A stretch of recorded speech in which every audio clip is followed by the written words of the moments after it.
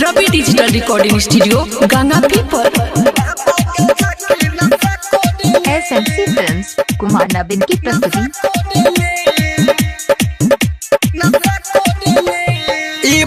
सुनो धुकी लगा जा पैदल डगड़िया में आ जाई माजा। सुनो धुकी लगा जा पैदल डगड़िया में आ जाई माजा। भोले बाबा नहीं हंसा करेले, भोले बाबा नहीं हंसा करेले। और भंगिया वाला दशा करेले बाबा गजा के नशा करेले। और भंगिया वाला दशा करेले, दशा करेले बाबा गजा के नशा करेले। भूत के जैसे दशा करेले, दशा करेले बाबा गजा के नशा करेले। एसएमसी फिल्म्स कुमार नवीन की प्रस्तुति।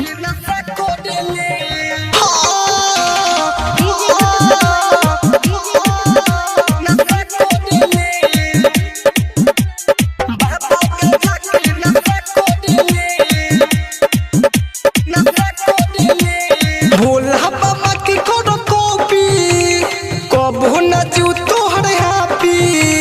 चर्चिल मारो हो गाजा चलबो कांवर लेके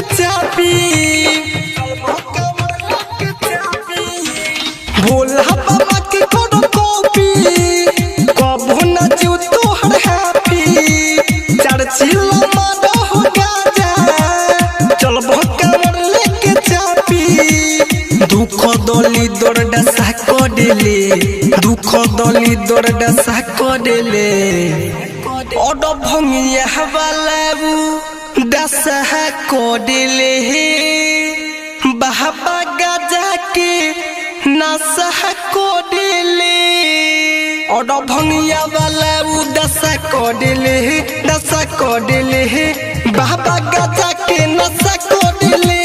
भूत के जैसे दशा करेले, दशा करेले बाबा गजा के नशा करेले। एसएमसी फिल्म्स कुमार नवीन की प्रस्तुति।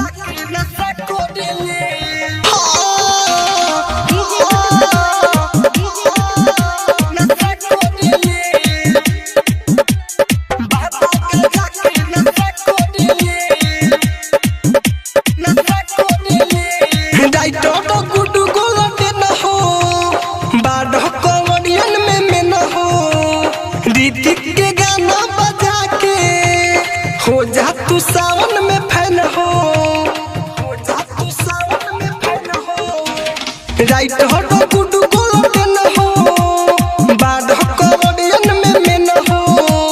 ऋतिक के गाना बजा के हो जा तू सावन में फैन हो।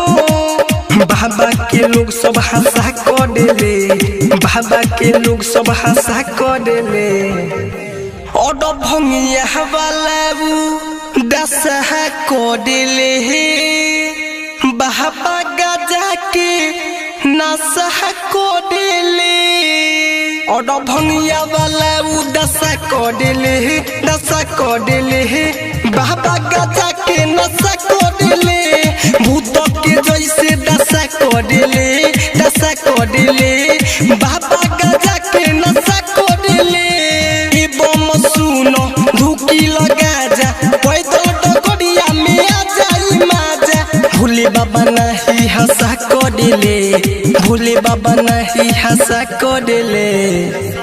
और भंगिया वाला दशा करेले बाबा गजा के नशा करेले।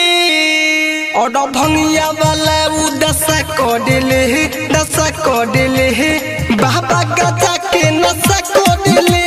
भूत के जैसे दशा करेले, दशा करेले बाबा गजा के नशा करेले। एसएमसी फिल्म्स कुमार नवीन की प्रस्तुति।